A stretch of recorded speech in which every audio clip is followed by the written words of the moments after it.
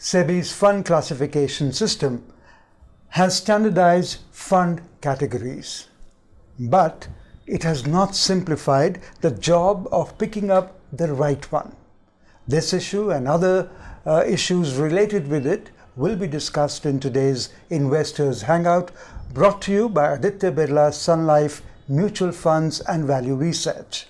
To address these issues, we have Dhirendra Kumar, CEO of Value Research, with us. Dhirendra, we welcome you. Thank you. There are 36 official categories to choose from, and fund selection remains a daunting task as ever. How do we handle this? Yes, there are 36 categories, and I think, it's not just 36 categories. Within these categories, you can have multiple thematic funds, you can have multiple sector funds, and then beyond this, you can have all kind of closed-end fund, because that is not in the purview, because the classification system applies only to the open-end fund. And besides that, you can have a wide array of ETFs and index funds. So, it's just not 36. It's possible to actually have, a fund company can legitimately have within this classification system 60, 70 open-end funds. Okay. And they can have as many closed-end funds as they want to. Fixed maturity plans and others, so a fund company can well have, many funds. Investors need to be very careful about, what they need. Fund companies will have, this has been organized. This reclassification system is a good step, because this does one thing very clearly, that a fund which has, earlier the mandates were very flexible. Fund companies were not organizing, equity diversified. Every fund started with a mandate that they will be investing in equity for long-term capital appreciation.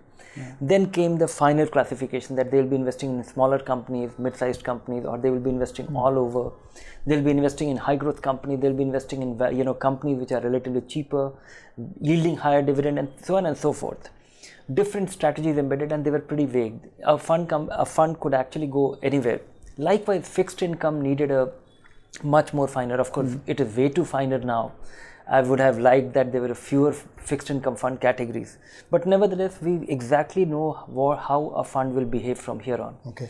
A fund which now states that it is going to be a large cap fund, it has to necessarily invest 80% of the money in top 100 companies. When a fund is saying that it's a mid cap and small cap, so the definitions are very clearly defined. Likewise for the fixed income fund. So now you can choose your fund with the understanding that this is how this fund will behave. There will be a predictability of expectation.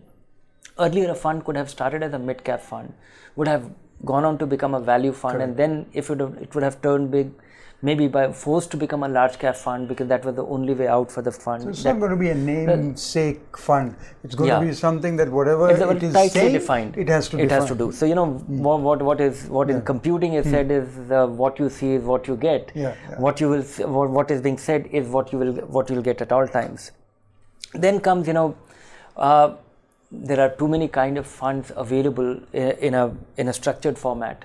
Most investors can ignore most, because what you need is a good equity fund, a diversified equity fund for your long-term money. You need, if you're getting started, conservative investor should be considering a balanced fund or a hybrid equity fund. So you can actually now look at 4 or 5 categories that will fulfill most of your needs. Money for few days, consider long-term, short liquid fund, and the short duration funds. So 3-4, and for your tax saving needs and long-term investment, just have a set of multi-cap fund, and that will do your job. So if an investor is looking at his needs, 5-6 kind of funds will do all your job. You can do with that, and you can clearly you can well afford to ignore the rest, and you can focus on these 3-4 needs: money for many years, money for many years for conservative investor, and short term and immediate term, short term parking avenue. 5-6 kind of funds will actually do your job, fulfill most of your needs, and rest of them you can safely ignore, and you will not miss out on anything meaningful. Okay, what are the aggressive hybrid funds that you were mentioning a while back? Are they now replacing the balanced funds? Yeah, they are the erstwhile balanced fund. Yes. Balanced funds were actually not balanced for a long time. So, they were 65, 70, 75% into equity. So now they have been renamed as aggressive equity fund. The erstwhile balanced funds are now aggressive hybrid funds. Okay. And there was no large balanced fund category. Now there is a very well defined balanced fund category which is balanced. 50% equity, 50% debt, plus minus 10%. So even a balanced fund will be a good way to start for people, but aggressive hybrid will be a reasonably growth oriented conservative vehicle for your long term investment. All right. So we have tax saving and multi-cap funds if we want to go long term, and we have aggressive hybrid funds if we are the first time investor. And then we have liquid and short duration debt funds if you are wanting to invest for a short period of time. Yeah, for when you need the money in 3-4 years, predictability of return, you don't want to take any significant downside risk. Fixed income funds are for you. And so these are the 4 funds that we have talked about. What about the other 30 to 32 funds or the categories that are left? Those are meant for active investors, nuanced. No, am I to be confused with these? No, I have been advocating for a long time that most investors should simplify their understanding and their strategy of investing. Keeping it simple helps. And I don't think a normal common investor, individual investor will be compromising on any big opportunity. Once in a while you will have, you have these dynamic funds and the credit risk fund and the arbitrage fund. These are meant for people who are looking at things tactically for the short run. If you are looking at, there are 2 categories which are very clearly specified by SEBI, which is, the solution oriented for investing for children and investing for retirement. Okay. But our view at Value Research has been that any investment is meant for retirement if you are actually investing for your retirement. Multi-cap fund is your retirement fund. Any multi-cap fund is a retirement fund. You don't have to necessarily worry about it. This is a classification system which has been done by SEBI to bring some order to the kind of funds that are supplied by the fund industry. Right. But you can well do without it. Any open-end fund where you start investing for retirement or you start investing for your children's needs, that's your children's fund. You don't necessarily need a label for that. Maybe there is a marketing imperative to this, that people, there are a lot of investors who are financially not sophisticated, they don't understand it. Maybe their expectation is that if it's a children's fund, then it's good for children. It may not be. The simple principle that you have to follow is that if your child is too young and you're investing for many, many years, 10 years, 15 years, invest in equity. As you get closer to your goal, move your money to fixed income and do it gradually. All these things should happen gradually. And any fund could be a good fund. In fact, you should be choosing the best funds of the generic kind for these needs. So there are 36 kind of funds, 32 kind of funds, and all kind of hybrid fund. And beyond this, as I said, that there could be many index fund, sector fund, thematic fund. They are meant for people who are trying to dabble on something. When you are looking at an infrastructure fund or a consumer fund or something, it is only violating the principle of the reason why you buy a mutual fund, diversification, instant diversification. It's a compromise on diversification. Unless you find a compelling reason not to get to get after it, for a specific expectation or for a specific understanding, you should avoid that. Okay, and I guess this 5-year lock-in period that they have specified for the solution-oriented funds, which you mentioned, is perhaps to encourage people not to withdraw that kind of money. Yeah, that could be useful for many people, but I just wonder that the investors should be disciplined about their investments. In any way. Of course, there is a problematic thing that when you are faced with the market turbulence, many investors get are anxious, or they get shaken, or they are driven out of the market. But choosing a good fund, investing regularly for whatever goal, and sticking to that action plan that you have crafted, devised for yourself. That's the simplest and the easiest way of achieving. And then your range of selection, you are able to choose the finest of the lot. In India, we are still going to have a long time before active investment becomes, comes under question. So active, where a fund manager is taking a call and adding value and is able to generate substantially higher return than benchmark. More so with your regular investing, where an investor with his discipline is able to earn more return by averaging his investment in a turbulent market like India. So choose the finest of the generic kind. Stick to that. That is meant for naive investors who are not disciplined. They don't know much. They get scared by the market, and they are not going to be regular, and they don't want to understand. Maybe for them it might be useful. Okay. Then what about the investors whose funds have merged into another, and how will it be taxed if somebody exits that funds now? Oh, this was taken care of in the Union Budget 3 years ago, where the fund merger is not treated as a new investment. This has been thrust upon by somebody else's action. Earlier, the situation was that 3 years back, a fund merger was treated as redemption of a fund and purchase of a new fund. No longer. Your initial date of investment is considered as your date of purchase, and if you have held it for over 1 year, it will be considered as long-term capital gains. Moreover, with this long-term capital gains tax of 10%, all your gains till January 31st, 2018 is tax exempt. So only your gains subsequent to that will be taxable. So there is no tax implication of a fund merger. There is an implication in terms of, a lot of funds have changed their objective. A fund merging with a similar kind, I don't think investors need to worry. There are funds where there has been a fundamental, there is change in the fundamental attribute.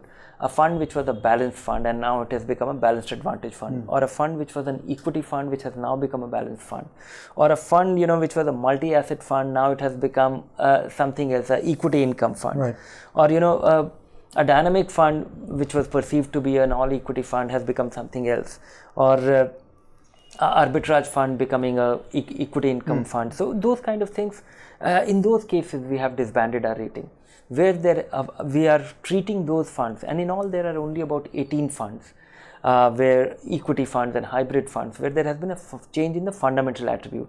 Earlier it was a different kind of fund, from now on it will be a different kind of fund post classification. So we are looking at those funds, and value research rates those funds only after they have 3-year history of managing with the same mandate. So once they get 3 years older, they will be rated again. So investors will come across a situation that as unrated for 3 years. That is why for now the rating has been disbanded. They are unrated, and they have to now build a history of the way they will be managing the money from here on to be rated again. If you were to tell our viewers about 3-4 points to take care of now that they are investing, of course, let's leave aside that they all have to invest regularly and they have to be disciplined on. But what about these categories? Anything that you want our viewers to know that they need to take care of? No, you don't need to take care of. If you're following all the principles which you think is routine, that invest regularly, invest your long-term money and appropriate kind of fund. Beyond that, there's a good payoff here, that your fund will remain exactly the way it is. When you are investing in a multi-cap fund, it will remain a multi-cap fund. If you have chosen to invest in a small cap fund, it will remain a small cap fund. So don't do much. Devise a plan, be at it, and from here on, expect greater continuity. Earlier there was a problem. A fund which was a large cap fund became a mid cap fund or something. They were very loosely defined. No longer. Okay. So you know how to pick funds post this new classification, and we are here. You can write into us, and it's now time now, Dhiren, to go on to the Q&A part of our program. We have a first question from Nagesh. As the criteria to consider a stock mid-cap or small cap for mutual funds has been precisely defined by SEBI, does it mean that the investment in mid and small cap funds will now be safer than they were in the past? No, not really. In fact, sometimes earlier it was very loosely defined. If a fund company was stating that it will be investing in small companies, everybody had their own definition. Now SEBI says that the definition of small cap is companies which are not in the top 250 companies, excluding the top 250 companies, are small caps. So you will have small caps. That does not reduce the risk. Small caps are volatile, they are risky, and if a fund manager chooses to invest in riskier small caps, smaller companies are risky, they will be more volatile. So maybe now you can, as I said earlier while discussing it, that you will have a uniform definition of small caps being followed by all funds. It has to be within the small. Great, yeah. So criteria. It will be all, not the top 250 companies, beyond that. That's about it. That does not make it safer. Small caps and mid caps will remain more volatile. They will be more, you will see big ups and downs. Small companies, the promise of small companies that when it turns bigger, you make a lot of money. And the peril of small cap is that many companies falter. They don't turn, they disappear. They don't really make it. They don't turn big. And so selectivity will work. That does not make it safer. Yes, comparability of small caps will be higher. Earlier there were small cap funds which were actually investing in mid caps. There were mid cap funds which were investing substantially in large caps. No longer. You will have a very standard comparison and uniformity of definition being followed by fund managers. Okay. The next question is from Deepak. Is it a good strategy to invest in two value-oriented funds? It's a good strategy to be investing in value-oriented fund as well. And now there is a very clearly defined category of value funds. But I would say that not just two value-oriented funds. I think India is going to be a growth-oriented market. The primary reason growth investing is exciting. Value-oriented funds, they can be very disappointing at times. In a racy market, they struggle, they lag, and overall, you do well. So I would say that if I am investing for the long run, I would be investing 1/3 of my money in a value fund and 2/3 of my money in growth funds, the standard multi-caps or the mid-caps or the large and mid-cap fund, depending on my choice. So if I have to invest 100 rupees, 66 rupees goes into growth, 33%, and this way I will actually be diversifying with strategy. These funds will actually provide me the cushion on a big decline. If you look at the fund performance in the last 1.5 to 2 years, if you look at 2 years where 6-8 months of struggle, the growth funds were doing very well last year, and this year they have crumbled, and the value fund have not fallen as much because they invest in cheaper stocks, relatively lower, cheaply valued stocks. So right now the numbers look very comparable, but last year everybody was regretting that where these value funds are not going anywhere. So have exposure to these companies. They are trying to attempt to buy into stocks which are relatively cheaper, and it works, but it works with a longer time frame. I still think that growth investing is the way to go for Indians. Well said. Kiran writes in, is there a category of funds which invests only in future and options? There is a category, but you don't really derive the benefit. If your expectation is that here is a fund which will be able to leverage its capability of investing in derivatives to give you substantial return or superlative return, no. We have the arbitrage funds which invest in futures and they sell in the cash market. Mutual funds are prohibited from dabbling into derivatives in a manner which becomes speculative. So no, not of that kind. There are arbitrage fund which gives you a return almost like a liquid fund. So the spirit of your question, the answer is no. Technicality, yes. There are funds which invest only in futures and cash market. Okay, we have next question from Ashish, and he writes that I have both direct shares and equity mutual funds in my portfolio with a long-term vision. Is it fine, or am I just duplicating efforts? You are not duplicating effort. If you're trying your hand, I think be methodical about it. The only thing you should worry about is these are different ways of achieving the same results.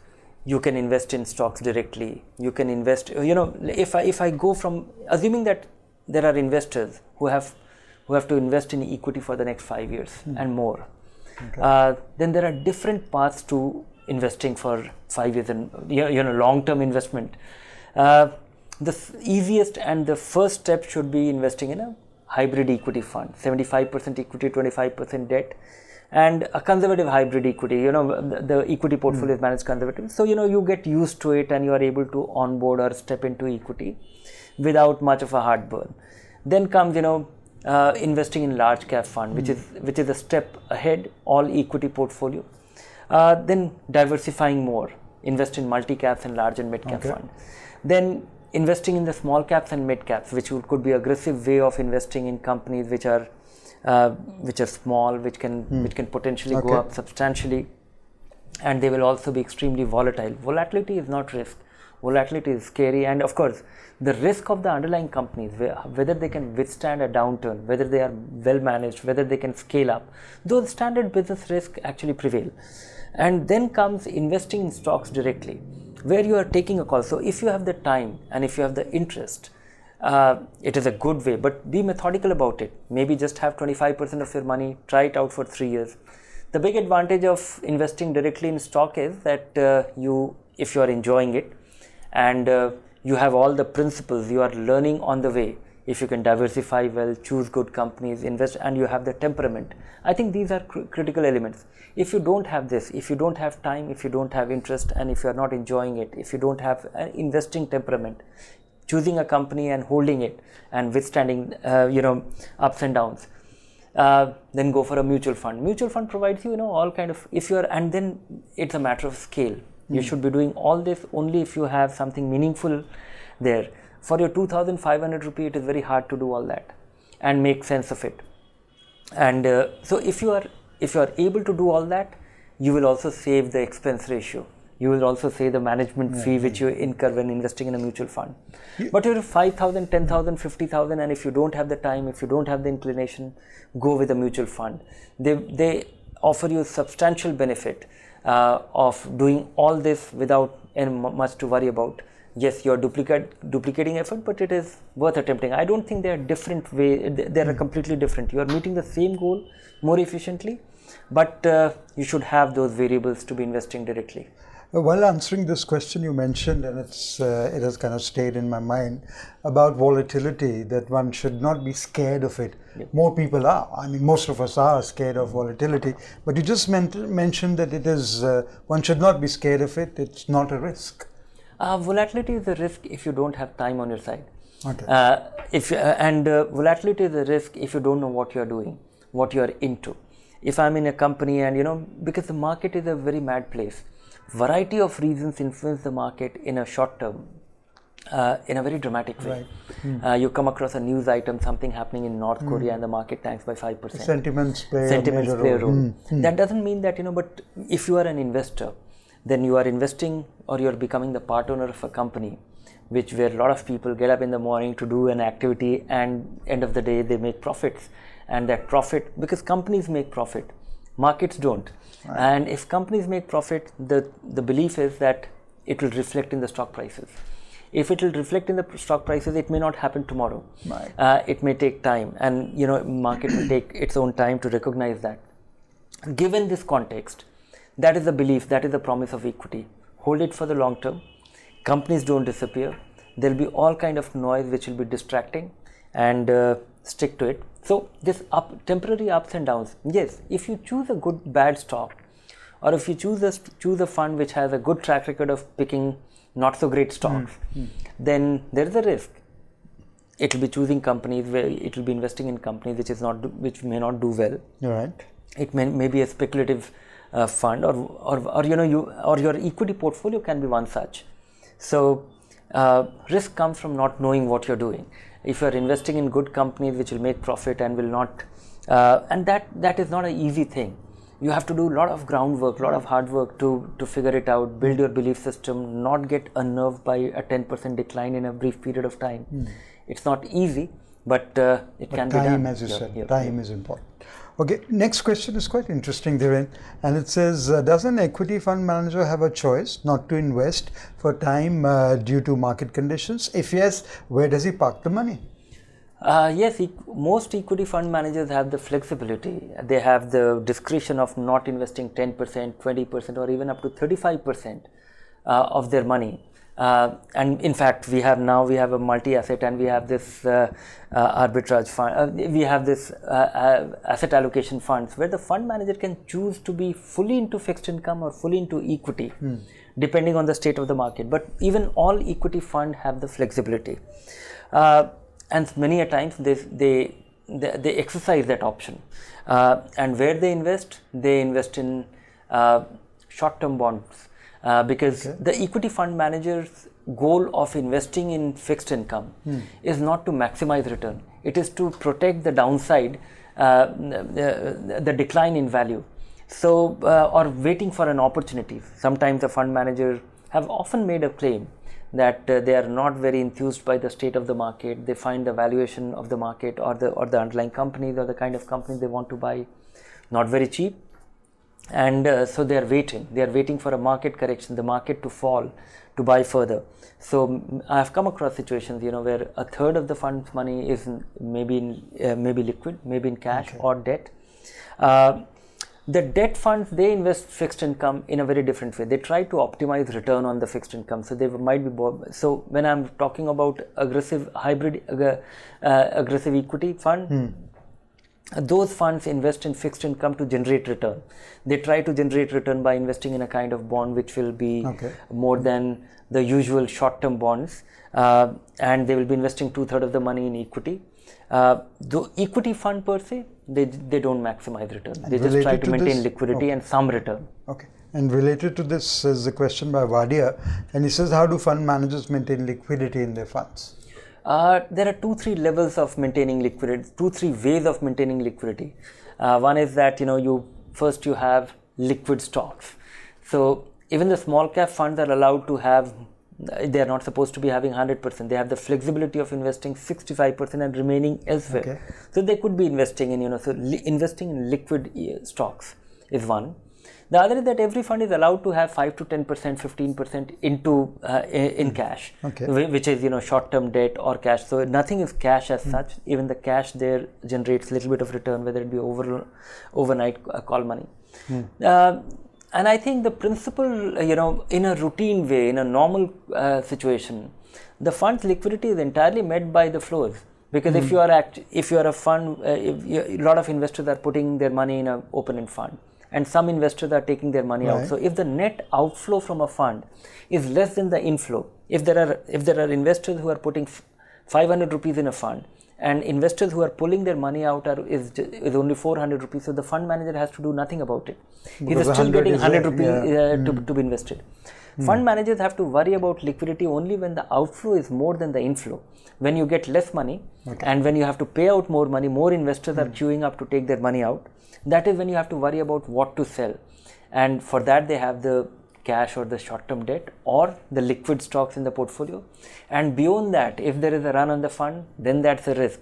Because when a fund manager is forced to sell their stocks at the inopportune time, and those are the occasions when which are not so pleasant, because most investors come in mass only when things are very bad, market is crumbling, market is falling every other day, and that is the time when the fund manager also finds it difficult to sell, and his selling only leads to bigger fall in the underlying stocks that he plans to sell. So that impacts the negative, that impacts the NAV of the fund far more substantially. Okay.